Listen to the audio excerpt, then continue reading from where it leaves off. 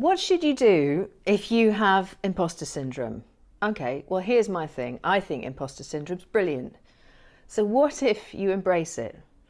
You know, it's made out to be this bad thing, isn't it? Oh, I've got imposter syndrome.